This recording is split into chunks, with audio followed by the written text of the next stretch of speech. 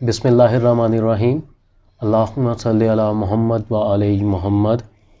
ناظرین کرام، آج ہمارے ساتھ موجود ہیں آغا احسان خزائی صاحب۔ آغا صاحب ثقافتی کونسلر ہیں سفارت خانہ جمہوریہ اسلامی ایران کے۔ آغا صاحب، سب سے پہلے تو انقلاب ایران کی 43ویں سالگرہ ہے، اس پہ پاکستانی قوم کی طرف سے اور بلو ٹی وی کی طرف سے مبارکباد قبول۔ بسم اللہ الرحمن الرحیم۔ سب سے پہلے میں شکر گزار ہوں کہ مجھے بلو ٹی وی کی طرف سے انقلاب اسلامی کی 43ویں سالگرہ کے موقع پہ مبارکباد پیش کی گئی، اور میں اس کے علاوہ بلو ٹی وی کے ذمہ داران اور اس کے مسئول جناب سید مستحسن کاظمی کا شکریہ ادا کرتا ہوں کہ انہوں نے ہمت کی اور وقت نکالا اور میرے انٹرویو کے لیے یہاں پہ ایران کونسلیٹ تشریف لائے اور اس کا اہتمام کیا۔ ایران میں ان ایام کو دہ فجر کے نام سے یاد کیا جاتا ہے۔ 1 فروری کو ایئر فرانس کے ذریعے حضرت امام خمینی رحمۃ اللہ علیہ، جو بانی انقلاب اسلامی تھے، جلا وطنی کی زندگی ختم کر کے واپس ایران اپنے وطن تشریف لے آئے، اور اسی دن کے بعد 11 فروری تک کے عرصہ میں یہ انقلاب کامیابی سے ہمکنار ہوا اور مکمل طور پر کامیاب ہو گیا، اور شاہ کی حکومت ظالم کی جو ستم اور جور پر مبنی تھی، وہ اس کا خاتمہ ہو گیا۔ اور ایک علامہ اقبال کا نہایت چھوٹا سا شعر: می رسد مردی کے زنجیر غلامان بشکند، دیده ام از روزن دیوار زندان شما۔ اس کا مفہوم بہت عمیق ہے کہ ایک مرد آئے گا جو زنجیر غلامی کی توڑ پھینکے گا، اور وہ حضرت امام خمینی کی صورت میں ایران میں آئے اور یہ تحریک کامیاب ہوئی، اور علامہ اقبال کا یہ شعر اپنی حقیقت میں تبدیل ہو گیا۔ اور علامہ اقبال لیکن اس وقت زندہ نہیں تھے، اقبال لاہوری، لیکن وہ ہے کہ ان کا ارمان جو ہے اس دن پورا ہو گیا۔ ان ایام کو دہ فجر میں حضرت امام خمینی کی یاد تازہ کی جاتی ہے، اور اس کے علاوہ انقلاب اسلامی ایران اور ایران پر مسلط کردہ جنگ میں شہید ہونے والے شہداء کی عظیم قربانیوں کی یاد کو تازہ کیا جاتا ہے، اور دیگر تمام شہداء کو خراج تحسین پیش کیا جاتا ہے جنہوں نے اپنی قربانی کے ذریعے یہ ممکن کیا کہ یہ انقلاب کامیابی سے ہمکنار ہو۔ اسی طرح ایران کے علاوہ دنیا کے مختلف ممالک میں انقلاب اسلامی ایران کی کامیابی کی سالگرہ کی تقریبات جیسے پاکستان میں بھی جاری ہیں، اور مختلف جگہ پہ اس کے جشن منائے جا رہے ہیں۔ میں حکومت پاکستان اور اپنے دوست و برادر ملک پاکستان کے عوام کا بھی شکریہ ادا کرتا ہوں کہ جو نہایت مخلص لوگ ہیں اور ان پروگراموں میں شرکت فرماتے ہیں۔ پاکستان کی حکومتی سطح پر بھی اس مبارک موقع پہ مبارکباد کے پیغامات، خاص طور پہ جناب ڈاکٹر عارف علوی صدر مملکت اسلامی جمہوریہ پاکستان نے اپنے پیغام میں ایران کے سپریم لیڈر حضرت آیت اللہ العظمیٰ خامنائی کو مبارکباد پیش کی ہے انقلاب کی سالگرہ پہ۔ حضرت علامہ اقبال کی شاعری یقیناً ایرانی جو ہے اس سے بہت متاثر ہیں، فارسی شاعری، جس میں انہوں نے مختلف انداز میں شعر کہے ہیں۔ پاکستان کے عوام جس طرح علامہ اقبال کو مفکر پاکستان کہتے ہیں، اسی طرح ایران کے لوگ بھی علامہ اقبال کو اپنا سمجھتے ہیں، لہٰذا آپ نے فرمایا کہ ان کی فارسی شاعری کو نہایت پسند کی نگاہ سے دیکھا جاتا ہے۔ انقلاب اسلامی کی کامیابی کے بعد ایران کے لوگوں نے یہ کوشش کی کہ کیونکہ ایران کو کوئی اسلحہ فروخت کرنے پہ تیار نہیں تھا، اپنی خود کفالت کی منزل کی طرف آگے بڑھیں، اور اس میں وہ کامیاب ہوئے۔ لہٰذا انہوں نے ٹیکنالوجی کے فیلڈ میں اور نینو ٹیکنالوجی کے فیلڈ میں بہت ترقی کی، اور اس کے علاوہ دیگر فیلڈ میں بھی بہت ترقی حاصل کی۔ ایک بڑا خوبصورت واقعہ آپ کی خدمت میں پیش کروں گا کہ حضرت امام خمینی سے پوچھتے تھے کہ آپ جو انقلاب کرنے جا رہے ہیں تو آپ کے سرباز اور آپ کے سپاہی کدھر ہیں؟ تو آپ نے فرمایا وہ ماں کی گود میں دودھ پی رہے ہیں۔ تو انہوں نے آگے سے کہا کہ وہ تو ابھی دودھ پی رہے ہیں، وہ کیسے سرباز ہوئے؟ تو واقعی ایسا ہی ہوا کہ یہی بچے جو اس وقت انقلاب کی کامیابی کے وقت دودھ پی رہے تھے گہوارے میں یا ماں کی گود میں، وہ بڑے ہو گئے اور انہوں نے امام خمینی کی مدد کی، آپ سے فرمان لیتے تھے اور اس کا پورے ایران میں اجرا کرتے تھے۔ لہٰذا انہوں نے بہت سی کامیابیاں حاصل کی اور انقلاب کامیابی کی منزل کو ہمکنار ہوا۔ اس کے بعد انقلاب اور اسلام کے دشمنوں نے ایران پہ 8 سالہ جنگ مسلط کی، اور اس نے بجائے اس کے کہ ایران کو نقصان پہنچائے، ایران کے عزم کو اور مضبوط کر دیا اور ایران اپنی خود کفالت کی منزل کی طرف بڑھنے لگا۔ حضرت امام خمینی کی رہبری میں انقلاب اسلامی ایران اپنی منزلوں کو طے کرتا ہوا کامیابیوں کی طرف بڑھ رہا ہے۔ صدام کے زمانے میں ایران پہ جو جنگ مسلط کی گئی، اس میں ایران کی ترقی میں بہت سی رکاوٹیں کھڑی کی گئیں۔ ان سب کا نتیجہ یہ ہوا کہ ایران خود کفالت کے مرحلے پہ پہنچ چکا ہے۔ ایران میں سڑکیں بنانا، شہروں کو معماری اور آرکیٹیکچر، ایران کے کئی قدیم شہروں کا آرکیٹیکچر جو ہے اسلامی آرکیٹیکچر ہے، جس کا پوری دنیا میں نمونہ یا مثال آپ نہیں دیکھ سکتے۔ اس کے علاوہ ایران کاریں اپنی بنا رہا ہے، گاڑیاں، اور ایٹمی ٹیکنالوجی کے ذریعے کئی لا علاج امراض کا علاج بھی کر رہا ہے، اور بہت سے لوگ ایران میں آ کے ہاسپٹل میں داخل ہوتے ہیں، وہاں پہ آپریشن ہوتا ہے ان کا، اور صحت یاب ہو کے وہ اپنے گھر پہ چلے جاتے ہیں۔ اور آج اللہ تعالیٰ کے ہم شکر گزار ہیں کہ ہم علاقے میں پہلی بات اور حرف اول جو ہے کرنے کے قابل ہوئے ہیں۔ اس کے علاوہ میں یہ بھی بتانا چاہوں گا کہ ایران کی ٹورزم منسٹری اور حکومت نے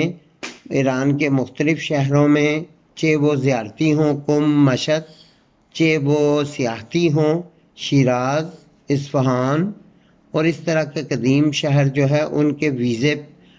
کھول دیے ہیں، اور ان کے ویزے دینے شروع کیے ہیں پاکستانیوں کو، تاکہ لوگ سیاحتی گروپ کی صورت میں جا کے وہاں پہ ان شہروں کا سیاحتی ٹور کر سکیں اور ان شہروں کو نزدیک سے دیکھ سکیں۔ زیارتی سیاحتی ویزا جو ہے حکومت ایران پاکستانیوں کی سہولت کے لیے دے رہی ہے، لہذا پاکستانی عوام کو اس سہولت سے فائدہ اٹھانا چاہیے اور ویزا لے کے جا کے نہ فقط زیارت سے مستفید ہوں، جو زیارتی شہر ہے مثلا شاہ عبدالعظیم ہے، حسنی ہے، اس کے علاوہ قم ہے، مشہد ہے، امام رضا علیہ السلام کا مزار روضہ مبارک، اور اس کے علاوہ معصومہ قم، تو ویزا لے کر جا کے زیادہ سے زیادہ ایران کے سیاحتی مقام۔ ایران میں اس کے علاوہ خواتین کے حقوق پر بہت کام ہوا اور خواتین کو اپنا حقیقی مقام دیا گیا، اور خواتین کے حقوق سے متعلق مختلف بل تیار کر کے پارلیمنٹ میں پاس کیے گئے تاکہ خواتین کو ان کا مقام دیا جائے، اور خاص طور پہ حجاب اسلامی خواتین کے لیے رائج کیا گیا، اور لوگوں نے نہ فقط انقلاب کے نتیجے میں مادی ترقی حاصل کی بلکہ معنوی ترقی بھی اس کے ہمراہ تھی۔ آپ نے ایک خوبصورت ثقافتی نمائش کا اہتمام کیا ہے لوک ورثہ کے ساتھ مل کے اسلام آباد میں، اس نمائش کا کیا مقصد ہے؟ بله خدمت شما عرض میکنم. نمائش کے بارے میں جس طرح مجھ سے سوال کیا گیا اس کی وضاحت کرنا چاہوں گا کہ نمائش کو منعقد کرنے کا مقصد انقلاب اسلامی ایران کی کامیابیوں کے بعد حاصل ہونے والے ثمرات سے پاکستانی عوام کو آگاہ کرنا تھا۔ اس نمائش کو منعقد کرنے کا مقصد پاکستانی عوام کو انقلاب اسلامی ایران کی کامیابیوں کے بعد حاصل ہونے والے ثمرات سے آگاہ کرنا تھا، اور یہ تاکہ پاکستانی قوم کے ساتھ مل کے 43ویں سالگرہ کا جشن منایا جا سکے، اور جو ایک نمائش کے قالب میں تصویری نمائش انقلاب کی کہانی تصویروں کی زبانی دی گئی ہے، جس میں اس میں انقلاب اسلامی ایران کی مرحلہ بے مرحلہ کامیابی کی داستان بیان کی گئی ہے ایک نمائش کے قالب میں، اور لوگوں نے جس طرح جدوجہد کی اس کی تصاویر بھی اس نمائش میں رکھی گئی ہیں، اور ہم نے 43 تصاویر منتخب کی ہیں تاکہ 43ویں انقلاب اسلامی کی کامیابی کی سالگرہ کے موقع پہ اس کو پیش کیا جا سکے۔ اس کے علاوہ علامہ اقبال رحمۃ اللہ علیہ کا مقام ایرانیوں کے دل میں ہے، وہ نہایت قابل قدر اور دیکھا جا سکتا ہے۔ ان کے فارسی اشعار جن کی خطاطی خوبصورت انداز میں کی گئی ہے اس کو بھی نمائش میں رکھا گیا ہے۔ اس کے علاوہ ایران کے منتخب ہینڈی کرافٹ جو تازہ ہی ایران سے آئے ہیں ان کو بھی رکھا گیا ہے،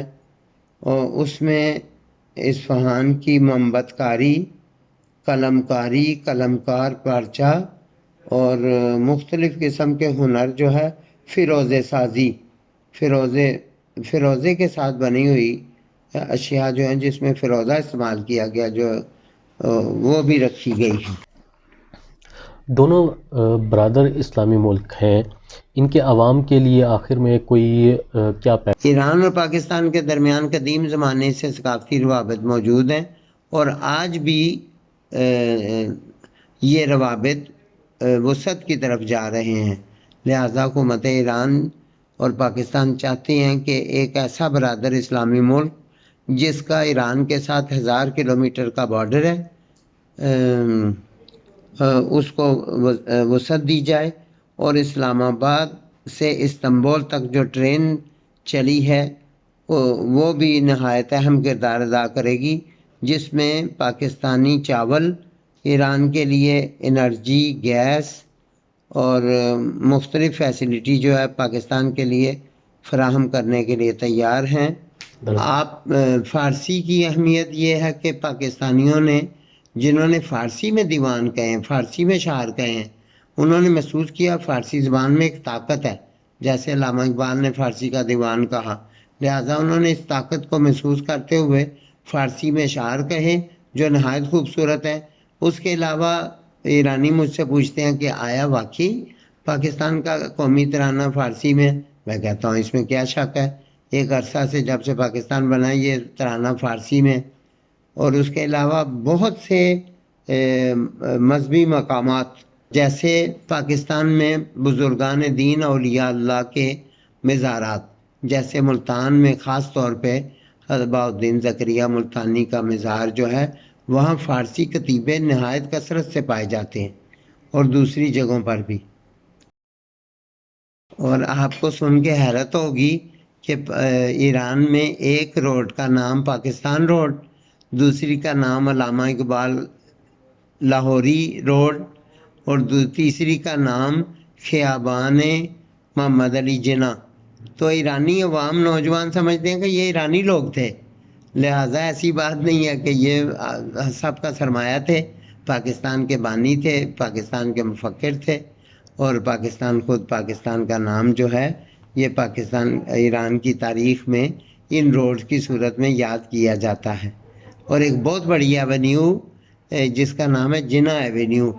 محمد علی جناح ایونیو، تو وہ محمد علی جناح بانی پاکستان کے نام سے منسوب ہے۔ اور انہیں حیرت ہوتی ہے بعد میں سن کے کہ یہ تو پاکستانی تھے۔ ہم اس نمائش کے انعقاد سے چاہتے ہیں کہ اشتراکات فرہنگی دونوں ملکوں کے درمیان جو مشترکہ ثقافتی قدریں ہیں اس کو اجاگر کیا جائے، ان کو بولڈ کیا جائے، اور ایران کے ساتھ جو ہمارے روابط ہیں اس کو مزید وسعت دی جائے، اور ایران کونسلیٹ اس سلسلے میں اہم کردار ادا کرنے کے لیے تیار ہے تاکہ ان روابط کو وسعت دی جا سکے اور انشاءاللہ جلد ہی وفود کا تبادلہ مختلف فیلڈز میں،